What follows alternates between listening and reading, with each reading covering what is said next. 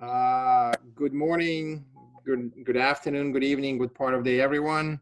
Welcome to the largest and the first ever created large-scale Scrum meetup of New York City, the place where all last meetups have started, in fact, globally. I welcome you all here. Thank you all for joining. Please mute yourself. We'll do a quick intro of the special speaker, guest speaker today. We have Diana Larsen, who is the co-founder and chief connector and the principal coach, consultant, and mentor at the Agile Fluency Project. Diana has coordinated the Agile Fluency Model and co-authored the ebook, the Agile Fluency Model, among which is one of the quite many books that she has authored over the years. Over the course of 20 plus years, Diana has led the practice area for Agile software development, leading and managing teams, and guiding Agile transitions at FutureWorks Consulting. To serve her communities, Diana facilitates productive open space technology events and delivers inspiring talks. I am sure that today's talk will be one of those inspiring talks, which will inject a lot of energy and just will make everyone who is here present excited and interested in the subject.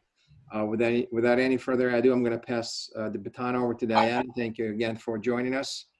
The floor is yours, and you can manage. Back to the product owner and negotiating for things like. All right. Thank you very much. Muted those people. Yeah. All right. Cheers. Diana, the floor is yours.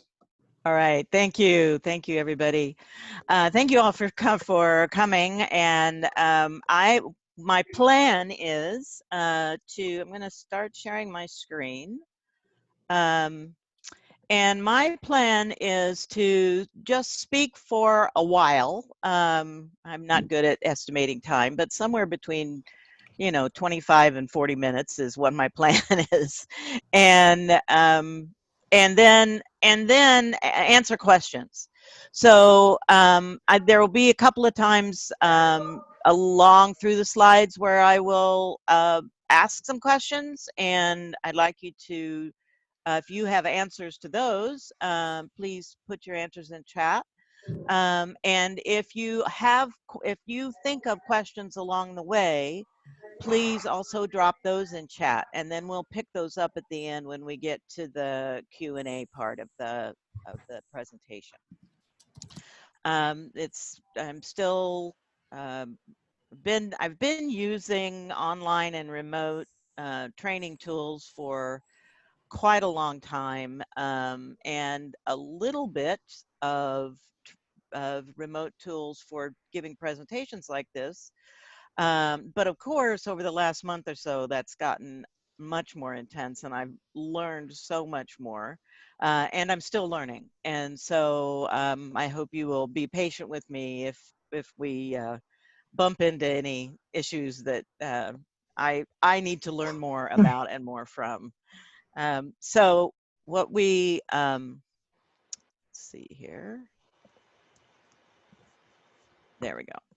So I'm just going to cover a few things today. The teams and limits. We're going to talk about sort of teams and how limits are involved in teams, and then also how investments and trade-offs show up in teams. And then we will talk about questions, more questions. So it's a tight and short agenda. I'm hoping that it will be rich enough that we'll be able to get quite a bit of good conversation out of it. So I titled this "How Limits Empower Your Agile," and because I loved the sound of that, and then I realized, well, I need to go back and check to make sure that this is really, really what I mean. And so I did some looking in dictionaries. I did some looking in the thesaurus, a couple of different sources, and this is what I came up with. limits really are the things that bound us, that restrict us, that constrain. Although those of us who have been looking into complexity theory and complex adaptive systems, we know there are different kinds of constraints. There are enabling constraints. There are things that help things happen, and there are governing constraints. There are things that hold us back from that happening, but those are still limits. There are tethers that hold us, that keep us from maybe moving in one direction or another. So all of those things are limits. And, you know, we have things like limits of authority or limits of decision making. But then we're also going to examine what are some of the limits that are helpful to us. And then empowerment. Empowerment is a word, empower and empowerment is a word that's always been a little bit troubling for me, because the very construction of it, empower, tells me that power comes from within, right? But the way we use it in business, and even when I looked it up in the dictionary, and it's much more about creating situations that expand the power, whether it's my power or someone else's power. So how are limits creating those enabling situations? How do they authorize? How do they make us more capable in what we want to do? And then your is very much dependent on your own situation. Are you thinking about it in terms of your personal applications of Agile, your team applications, your organization, department, or your business? So each of you may have a different point of view on this. And so I will be interested to see the range of responses that we get regarding that. And then Agile, of course, you know, we all think we know what that means. And going back to dictionary definitions, we get quick, well-coordinated, adaptable. Joshua Karievsky's been talking about quick, easy grace a lot lately as his definition of Agile. And basically, though, what we're going to be talking about here is the Agile that derives from the Manifesto for Agile Software Development, the Agile that Scrum was a part of creating. That is the Agile that we're going to be talking about today. So how limits, constraints help to make more capable and enable our version of how we do the thing called Agile with our software teams is what we're going to be talking about today. So I wanted to dive a little bit into limits, and I had heard about a quote similar to this. My mother was a teacher of art, and when she was still before she retired, and I heard her say this a lot, that we were more creative when we were responding to boundaries and limitations. And so I wanted to know more about where that came from. And it turns out it came out in a conversation that Orson Welles, the director, had with another film expert named Henry Jaglom. The enemy of art is the absence of limitations. When we don't have any kind of boundaries, any limits, any restrictions, when everything is open to us, when we are sitting and looking at a blank page, that is the most difficult time for us to really be creative. And the way I think of software is the kind of knowledge workers that are in software are actually learning workers, and they are actually creative workers. Ward Cunningham said one time in a conversation among a bunch of folks that I was fortunate to attend, said, you know, I don't think they should really call us software engineers. I think they should call us software journalists or software authors, right? That idea that writing software, that being a part of a software team is a collaborative, creative act. And so we're looking at how do we build our software without any limitations, without any constraints. And, you know, some of those things are, we build software based on what our users or our product managers are asking us for, right? Right there is a certain kind of limitation. And that's a very useful one, because otherwise we're flailing in the wind if we don't see a need that we can fill. So that is another kind of limitation. So I will be looking at the Agile Fluency Model here, and I just want to, right off the bat, give credit to my co-creator of that model, my co-author of the article and the ebook, James Shore. This is work that we did together, and I rely on him very much for insight into, you know, into clients I haven't had yet, and he relies on me in the same way. And together, I believe we've made a very powerful team because our perspectives are so different. So there's another opportunity for limits, right? We are limited by our backgrounds, by what we've been able to learn so far, by what we've been able to practice so far. Those are really the only things that we can work with. So another kind of limit, but I am very grateful to James Shore because he has helped to expand my limits in that sense by working with him. So what we created is something called the Agile Fluency Model. I think you had the invitation to go download the free ebook that's on our website. If after this call or before it, you wanted to dive more deeply into the model, that's available to you. But so today we're going to be looking at the first, or the three of the four zones of this model.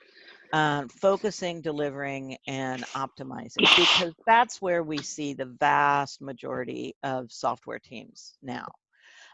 Most of them actually are in focusing and delivering, well over 3/4, maybe more like 4/5.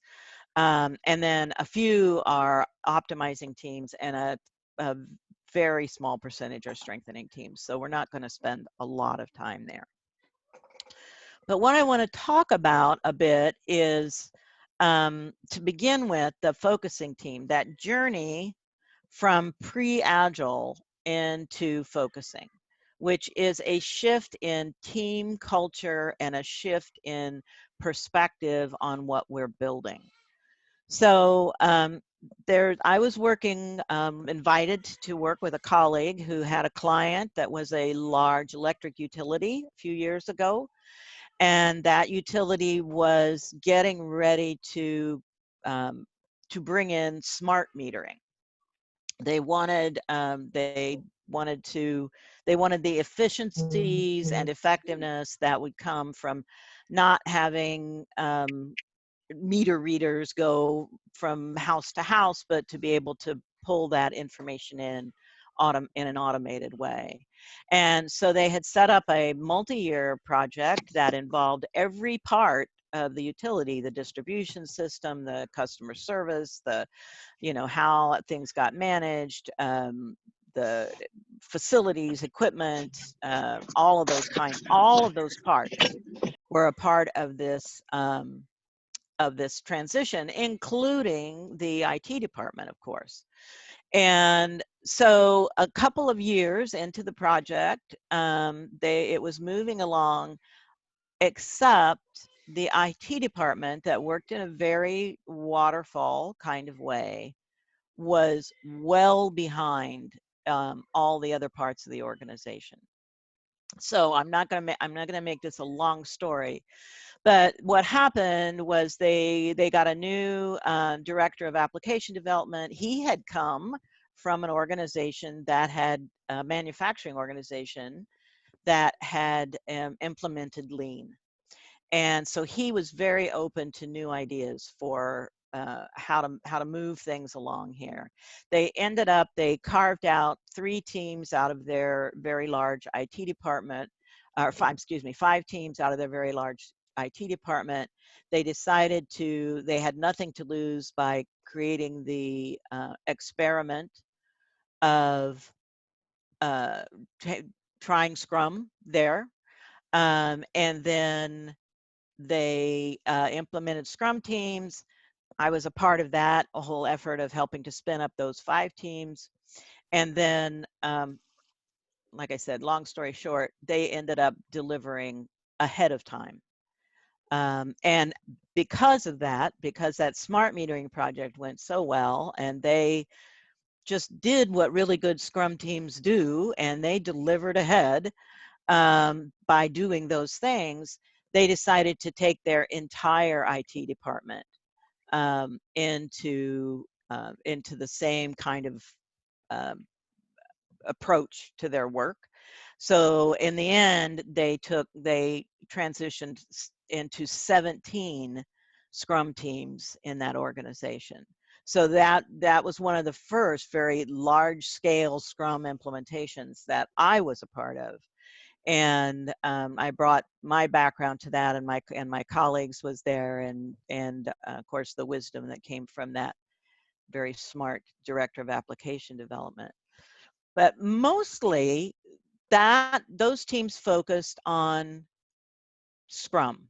There were some of the senior engineers who were looking at some of the XP practices, but mostly they transitioned from pre-Agile into focusing teams. And what that meant was they were very much interested in the opportunity to reduce the cost of delay, because they were flailing and they were not focusing in the way they needed to focus on what was the next most important thing.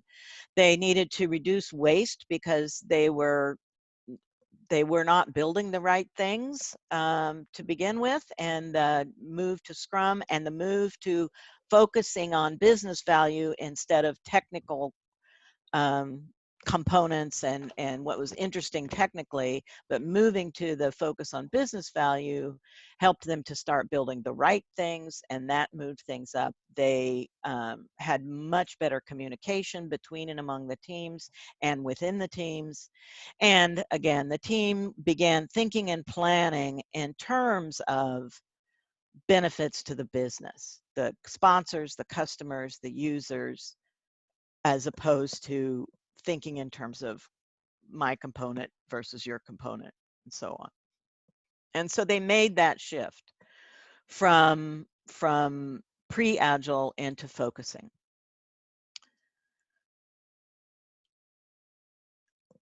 To do that, they had to make some investments.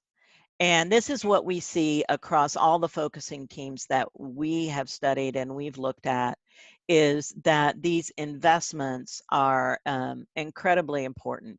And sometimes we talk about this, we've used the analogy of this model as the team is riding a bus. They're bus zones. You go to the place where you want to get off the bus, right? That's where you get benefit. And we have said many times, it's not the team has to ride the bus, but the organization has to buy the ticket. So leadership has to choose to make the investment.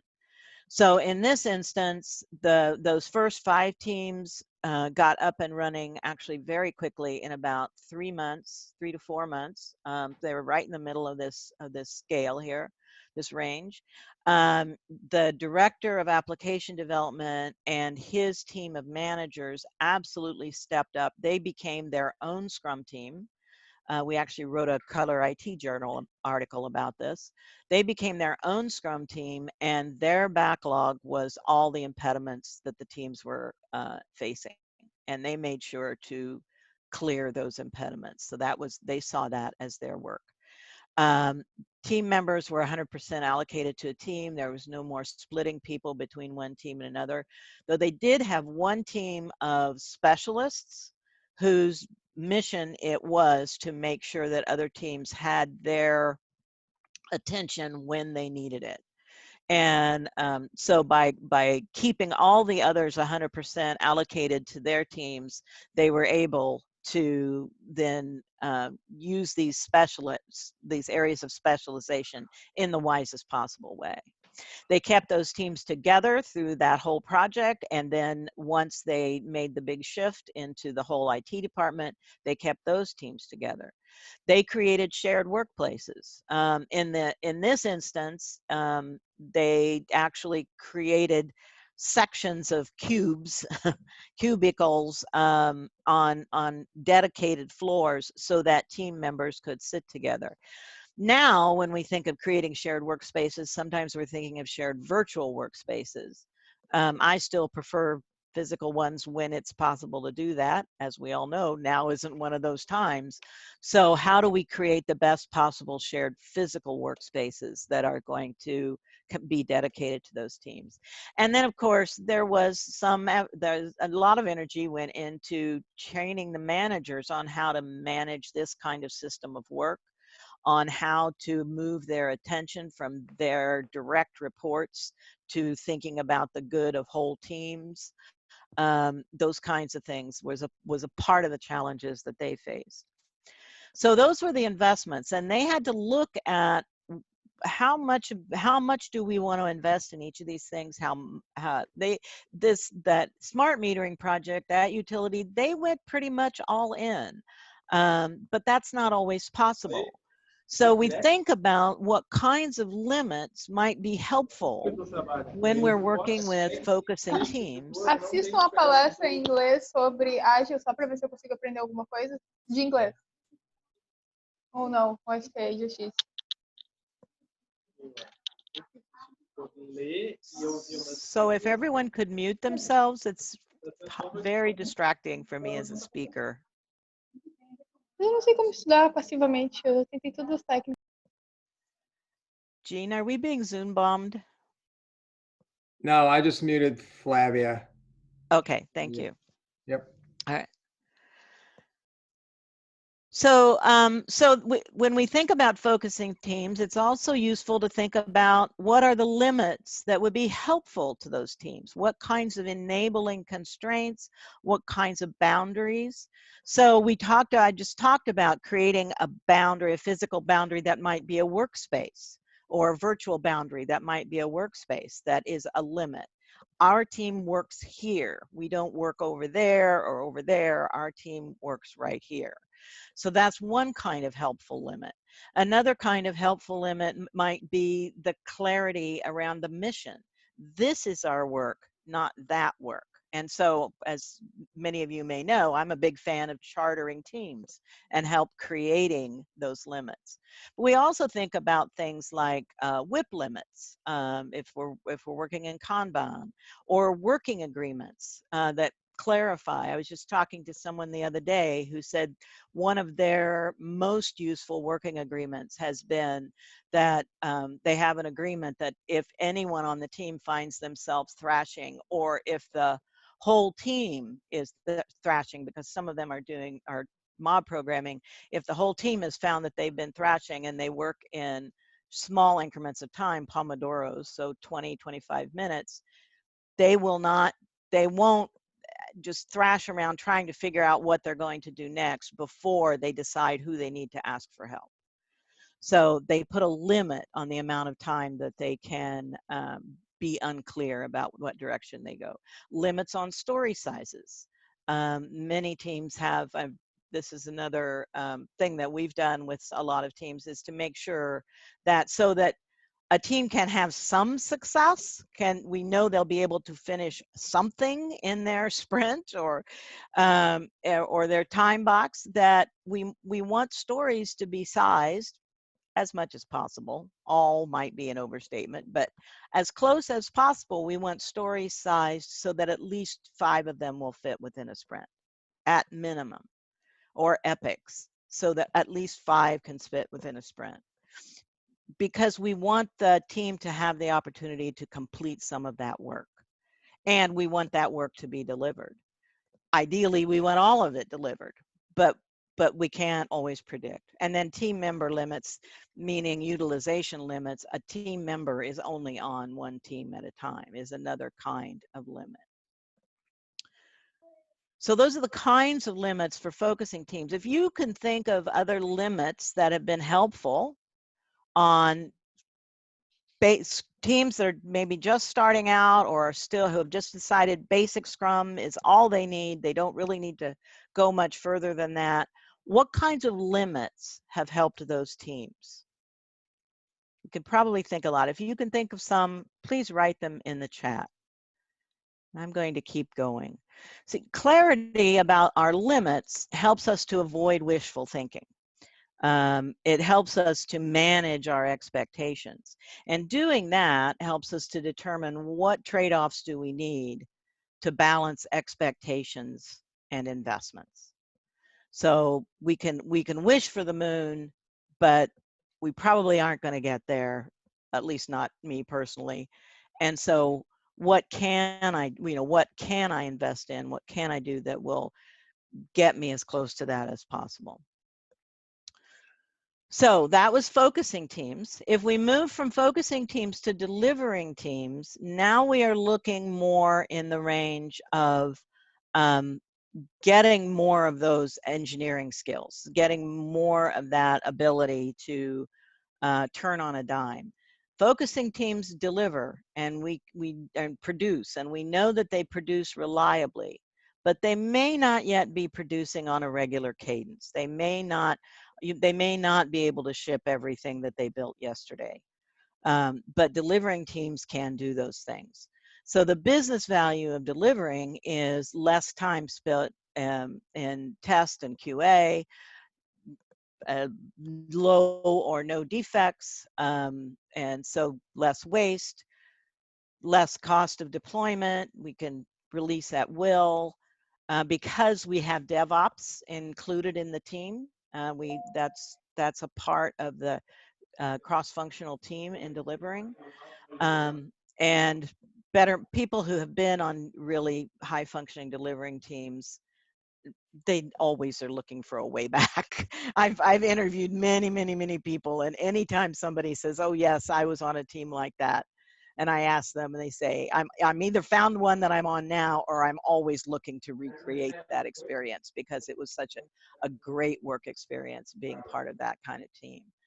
So the team can release their latest work at minimal risk and cost whenever the business desires. That's the meaning of release at will, right? So delivering teams can do this.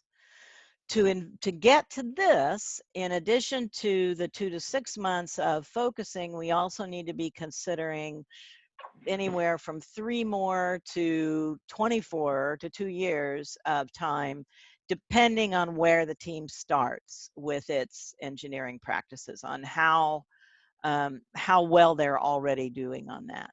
And depending on how much learning they need to do about those kinds of skills, we also may need to provide some patience because they will need time while they go through that learning curve, and learning curves bring with them lowered productivity. They'll need to have some slack so that they can do the refactoring and keep their code as clean as possible. They will, and that's another area of patience that leaders and managers will have to exhibit. They need to have the training and technical practices. They may need more practitioner coaches, where focusing teams need coaches who are very skilled at helping the team learn to become a highly collaborative, working together unit. In delivering, we also need coaches who can sit and actually develop code with the teams. So those can be hard to find. So those are additional kinds of investments that delivering teams need, in addition to all those things that we talked about in focusing.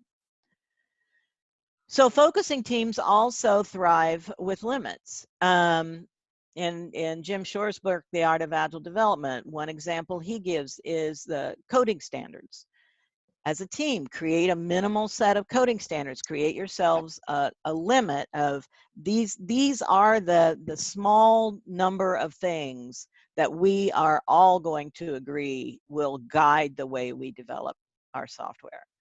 If 2 or more members work remotely, all team members attend meetings virtually. This is a thing we've discovered over and over again. A co-located team with 1 remote member can kind of get along by all showing up in a conference room and having that 1 member dial in by Zoom. But the minute there's more than one remote member, the effectiveness of that meeting begins to fall apart. And the way to fix that is to go all the way to the other end of the continuum, which is everybody attends meetings virtually. So that's a limit. We're either all in the room or we're all on our laptops, on Zoom, on Team, whatever you might have. In many conversations with Mary Poppendick and other folks, we've talked about too big of a backlog is overwhelming to the team and probably has some things in it that we aren't going to build, and there's really no reason to start talking about. So let's look at what is the limit, what is the right limit for looking ahead in terms of the nature of our work. And you know, one rule of thumb is no more than a rolling quarter. Your work might need a little more, your work might need a little less, but any more than what you need is waste. So, and there's always the chance that we're not going to build those things. So, and I very deliberately said here, visible to the team. Product folks, product managers, product owners may need something a little more for their own vision and context, but more exhibiting that to the team is not helpful. So if you can think of other limits from your experience that have helped your delivering teams, your teams that are putting code out on the market cadence, that you're releasing at will, very low defects, please write those into the chat. So from delivering, we move into optimizing. And optimizing, focusing and delivering are really mostly about the teams, and to some extent a shift in how management thinks about managing, moving from individual contributors to moving in a context of teams. Moving to optimizing requires a more significant organizational structure shift. And it requires groups of managers to do things differently. It requires adding business expertise into the teams full time and some of those things. But it brings with it a lot of benefit. The teams that own their whole product, which is one of the features of optimizing teams, they own their whole product.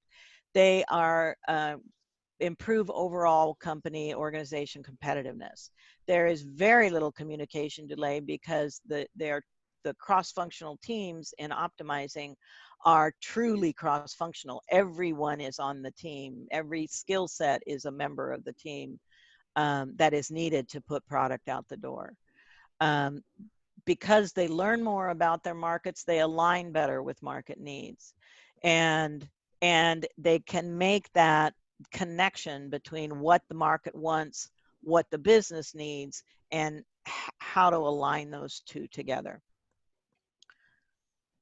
So for those investments, that takes quite a bit longer time, particularly if you're starting from a kind of standing beginning way back there in pre-Agile.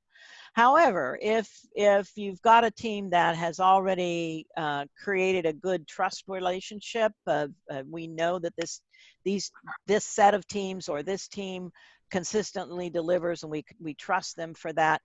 Moving them from a delivering team into an optimizing team can maybe take only an additional year. There's a lot of different moving parts, but again, if we're starting from scratch, it could take quite a bit of time. Business experts are full-time in the team. That may mean hiring more business experts. That may be training up some senior engineers to become business experts or QA folks. You may just need more people who have that, that capability to be able to populate all the teams. Dedicate teams to particular products or markets. The team owns the product and makes the decisions for that, or small groups of teams, and then they have to figure out how they're going to work together to make that happen. Teams have responsibility for budgets and planning and managing their funding, and they get judged not based on how are they implementing a plan, but how are they getting results. And that's a big piece of this. So responding to change over following the plan becomes critical in these teams. So limits for optimizing teams. You notice that this is kind of begins to move outside of just what's going on in the team, but the team works within a defined budget and manages its funding and funding requests appropriately. We are big fans of the ideas that come out of beyond budgeting. And so that the organization is not as focused on creating big annual budget plans and then trying to stick to them, but is able to more flexibly respond to the things that the actual builder teams, the folks who are delivering product might need. Team members, are not limited to a single area of expertise. That limit shifts. They're expected to have multiple skills and knowledge sets useful to the team. We don't expect everyone to know everything. That's not cross-functionality. That's not pie-shaped people or T-shaped people or any of that kind of thing. But what we do need is for each team member to understand where they want to stretch their knowledge, what additional areas they want to expand into so that the team has even greater bench strength than it had before. And then every team defines no less than 3 product market metrics that the business can understand, and they refer to them regularly, maybe daily, maybe hourly, but definitely, weekly, whatever the cadence, the right cadence is for that product. That is a limit. You cannot go past that without checking in on our metrics. So if you can think of other limits that would be helpful to optimizing teams, write those into the chat.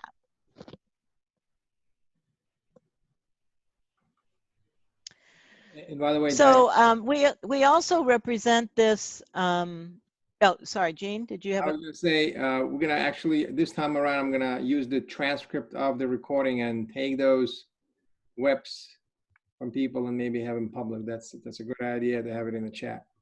Yeah, thank you. Yeah. So one of the things that I find really helpful is we have these cards that we had made up, and that kind of gives all of this information in a nutshell. And I find them really useful. I know Jim York, that's on this call, he's used them as well. Some other folks have. And this is the kind of nutshell version. If you are interested in getting a copy of this, please, just come and contact us at agileFluency.org, and I'll send you, if you want, I can actually send you hard copies of this, or if you'd like to just have a PDF that you can copy off, there's very down there in the bottom corner in the fine print is permissions for people to copy this if they keep that copyright data there. So let's think about the limits also of what an organization can bring to this discussion of where do we want our teams? Do we want focusing teams? Do we want delivering teams? Do we want optimizing teams? In a large scale situation, you may want some teams in all of those areas.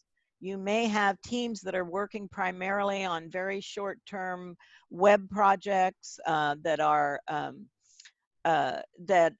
associated with a marketing department or something. They're not worried about technical debt, you know, they just need to get something up and running, and it's up for 3 months and then it's gone for the next one to come. Those focusing teams, you know, they don't need to worry about technical debt or no defects as much. I mean, certainly we want them to build good code, but as the delivering teams do, that have products that are going to last for a longer period of time and are maybe working on extensions to sort of the flagship product of the organization, continually upgrading that, making it better.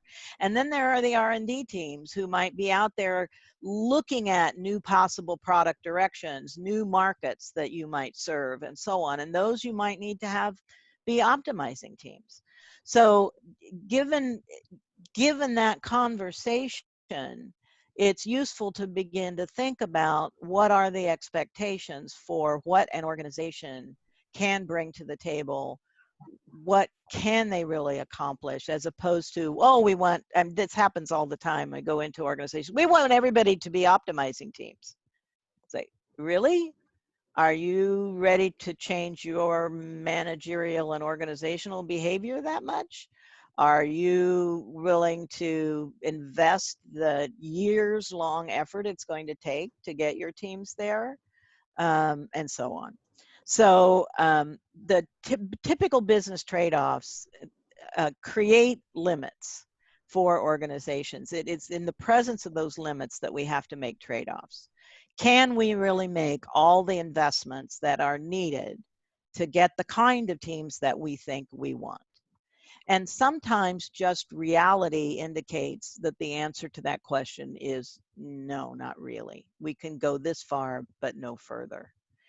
And it's useful to understand that. It's useful to understand with clarity the reason that we are getting these outcomes from our teams is because we bumped up against these limits and we had to make these trade-offs.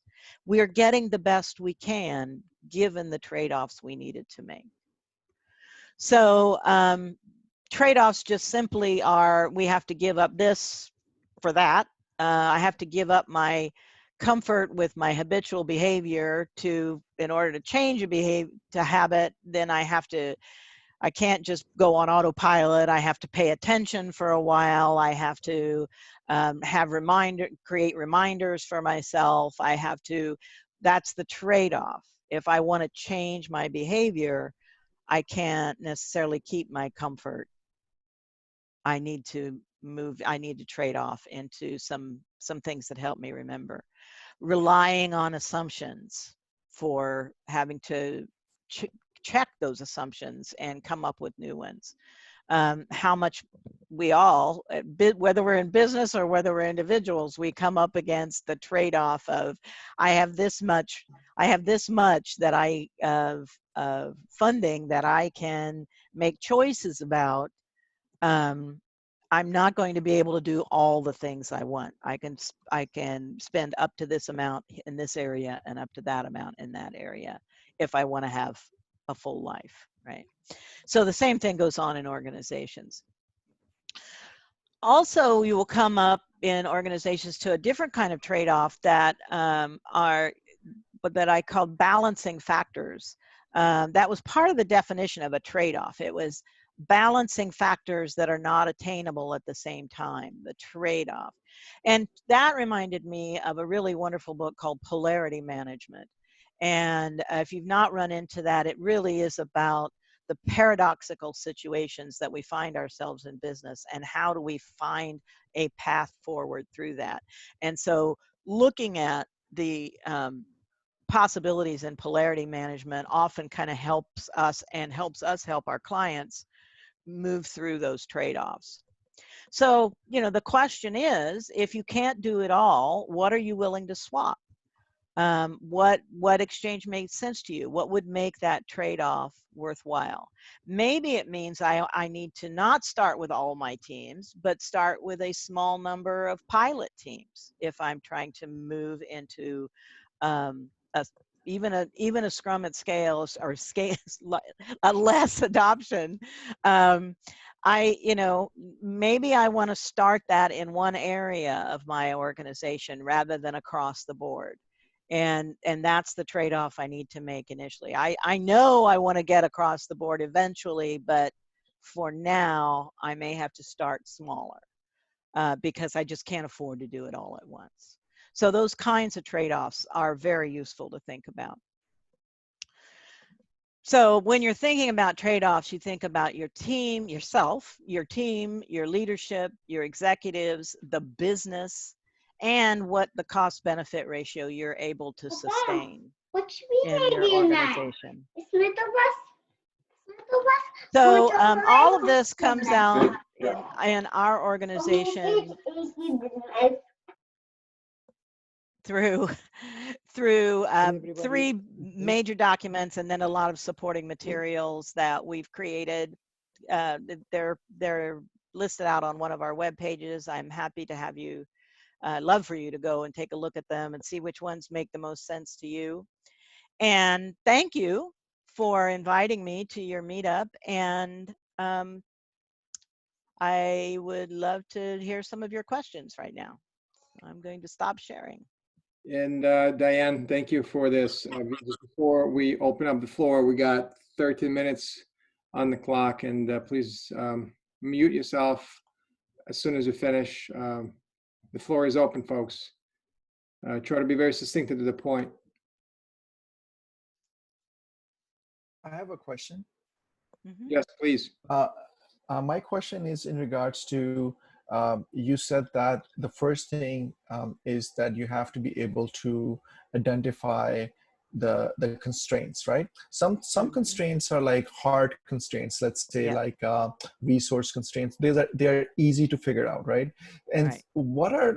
Is there a way or like a framework you can suggest that gives us a step-by-step way of identifying not the hard constraint, maybe like team constraints or culture constraints, or is there some sort of methodology around that, like, you know, or? Well, I'm sorry to laugh, but I, in spite of the fact that I build models and frameworks, things, I'm not always, I don't always use them. And in a case like this, what I would do is ask the team, you know, what are the things that you are coming up? I mean, it's the impediments, it's the obstacles, right? What are the things that you are coming up against that are getting in the way of you doing the kind of work you'd like to do together, you achieving the kind of team greatness you'd like to achieve together? What limits you there? Where are you held back from what you think you could accomplish? And then you look at which of those things that bubble up, and then maybe ask that same question of the leaders associated with that team, the scrum master, the product owners, the managers, the frontline managers that are affiliated with them. You know, where do they see the team struggling? What do they see getting in the way of the team's progress? And then you get together and you say, okay, so which of these things can we move? Can we, I mean, then you're looking at the trade-offs, right? Some things you could say, oh, well, gosh, we didn't even know that was a thing. Sure, we can do that differently, and that constraint goes away. But other things are going to be much more difficult. And the idea is, well, do we want to try to eliminate this thing, or is that going to be such a distraction and so much work that we are not willing to make that trade-off, and we're going to have to learn to live with it in a different way? So for me, it's more about discovery through conversation. And then we also I do some discovery using our diagnostic tool. But those are the kinds of places that you can look for things. There really are not that many unique ones. There tends to be patterns in software teams, and after a while you begin to discover what those are. Yeah. Thank you. Mm-hmm. Thank you. For anyone else, folks, and please do make sure you are muted unless you're speaking directly to Diana. Question. Go. Diana, thanks, Gene. Diana, thank you. This is terrific. I haven't uninformed, so forgive me if this is a newbie question. Mm-hmm. My whole perspective is customer discovery. So where do you put discovery as an activity and a part of fluency, And since it's not just about delivery? Thank you. Sure. Yeah, thank you for that question. There are actually a group of folks who are affiliated with the Agile Fluency Project that are also working on another model that is about product ownership, product management fluency, because of course that sits right beside, right next door to all this team fluency. Our model really is about team behavior, and in it we talk about the relationship with product. The focusing teams need a product owner. The delivering teams probably need a product manager that they're working closely with. The optimizing teams actually need product as a part of the team, at least product awareness, if not somebody who has that as their job title. So that's the way it fits in our model, but we don't dive deeply into the fluencies that are the fluent proficiencies that are needed there, because we focused just really on the software teams. But there are folks working on that. Yeah. Thank you for. Anyone else, folks? We got one question from Gertrude and Alex. I see the sign language. Yes? You're muted. Going once, going twice. All right, no. Anyone else? Can I ask a question? Diana, thank you so much. I work for a big financial company, and there is a whole big history of waterfall, obviously. Yeah. So what would be your suggestion? How can I find this balance between making a progress and hurting? There's a rule, do not harm. Right.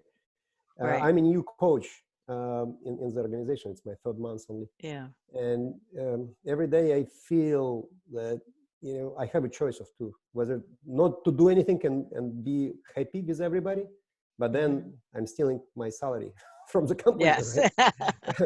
Yeah. Or to do something, and I'm afraid of hurting. So I start taking very small steps, but I can feel this resistance. What would be your advice? I would start with the things that the team actually wants to see shift. I mean, even if those don't seem, abstractly the most important things to you, it's the places that they want to make a change that they are most likely to make a change.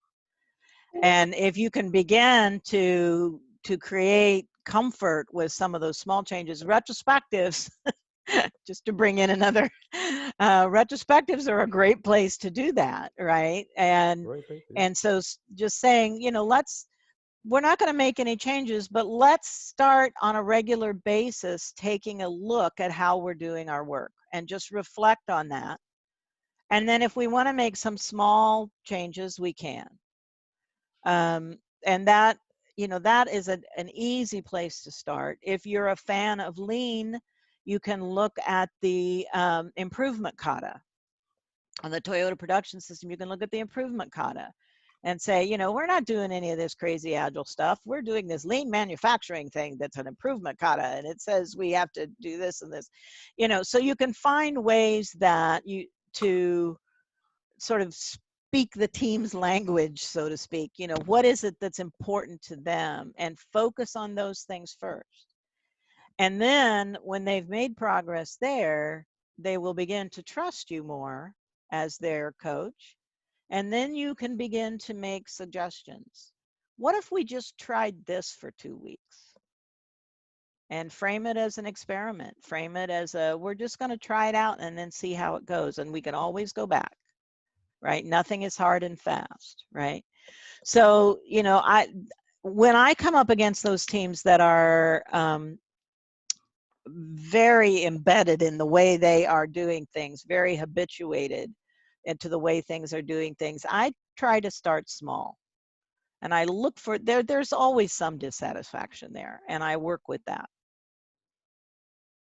that make sense? Yes. Yeah. Makes a lot of sense. Thank you. Hi, Diana. Hi. Question.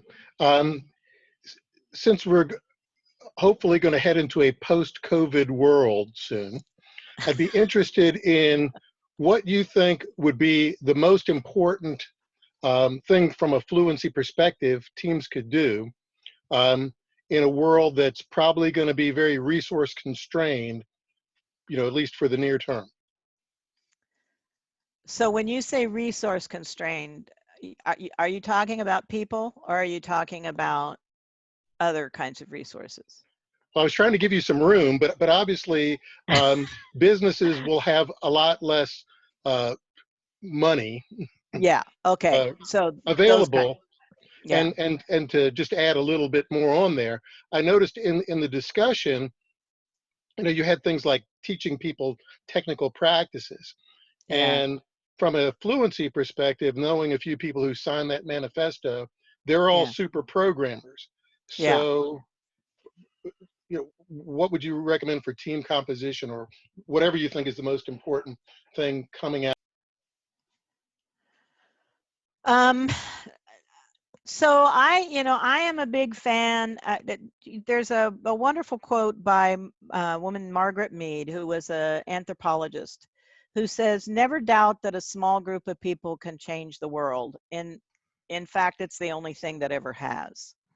So I am a big fan of small-ish teams, but teams that have the skill sets, the co-intelligence, the collective intelligence in the team that is needed to get the work done, or the time and space to acquire that collective intelligence, that knowledge, those skills, all of those things. So I think getting really good at understanding how we need to learn and what we need to learn is going to be critical. And that's actually another interest of mine, is how people, that's the theme of retrospectives and chartering, liftoff, and the Agile Fluency is all, the whole thread through there is learning. And I've written another book on LeanPub with my son Willem, called 5 Rules of Accelerated Learning, because I think learning is the key skill that we are going to need. So I would be looking at that, because the faster if we start measuring things like speed of learning, the time to learning the thing we need to learn, we can become much more effective. And efficiency doesn't lead to effectiveness. A focus on efficiency does not lead to effectiveness, but a focus on effectiveness will get us the optimum amount of efficiency we need. And so learning and effectiveness and those kinds of, I think we're just going to have to think about things differently. And that will give us, then that will tell us what we need to know about how big does our team need to be, who needs to be on it. Does our team let's not put teams together that don't have the working environment that they need, whether it's, the workspace, whether it's a physical workspace someday, we all hope again, or if it's a virtual space. I think organizations are going to have to invest a lot more in really good virtual workspace tools. I don't think we're ever going to completely go back now that now that the fear barrier about virtual work has been broken for a lot of folks, and a lot of people now have experience that had never experienced it before. It's going to be the thing we turn to more often, like it or not. It is going, because we live in such a global world. I mean, just look at the folks who've dialed in on this call, right, from all over. And that's what I'm finding with almost every call I'm on. Meetups that used to be people who live in this city and no more than 30 miles away have now become meetups that, even though it's Agile PDX, for example, my local Portland meetup, people show up to the meetings from all kinds of places because they think the topic's interesting. So that's going to happen more and more in our work world as well. And And so I think those are the things, that focus on learning, the focus on effectiveness, the focus on making sure that we have the virtual tools that will serve us best when we need them. Those are some of the three big ones that I see coming our way.